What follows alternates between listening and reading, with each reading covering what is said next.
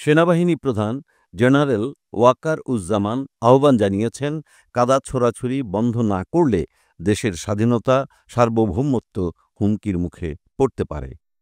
মঙ্গলবার ২৫শে ফেব্রুয়ারি জাতীয় শহীদ সেনা দিবসে রাওয়া ক্লাবে আয়োজিত ফটো এক্সিবিশনে তিনি এসব কথা বলেন।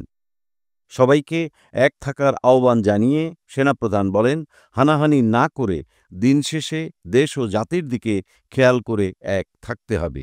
যদি নিজেরা কাদা ছোড়াছুড়ি করেন, দেশ ও জাতির সার্বভৌমত্ব বিপন্ন হবে।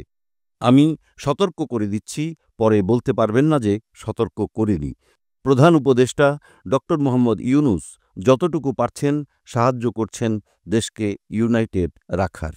জেনারেল ওয়াকার বলেন, আজকে একটা কথা পরিষ্কার করে বলতে চাই, আমার অন্য কোনো আকাঙ্ক্ষা নাই।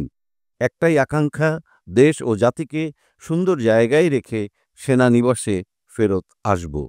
সেনাপ্রধান বলেন, আজকে পুলিশ সদস্য কাজ করছে না, কারণ তাদের অনেকেই জেলে। RAB, BGB panicked. দেশের শান্তিরক্ষার দায়িত্ব শুধু সেনাবাহিনীর না, আনসার বাহিনী আছে।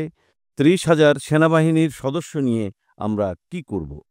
নির্বাচন প্রসঙ্গে তিনি বলেন, আমার মনে হয় আমরা নির্বাচনের দিকেই ধাবিত হচ্ছি।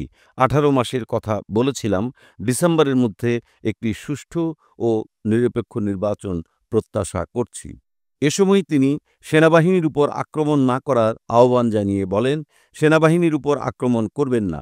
সেনাবাহিনী এবং সেনাপ্রধানের প্রতি বিদ্বেষ কারো কারো কী কারণে জানি না।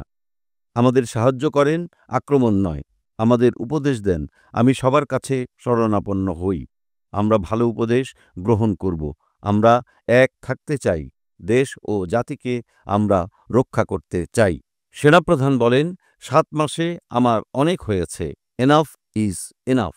আমি চাই আমাদের পরবর্তী প্রজন্মের জন্য একটি সুন্দর দেশ রেখে যেতে।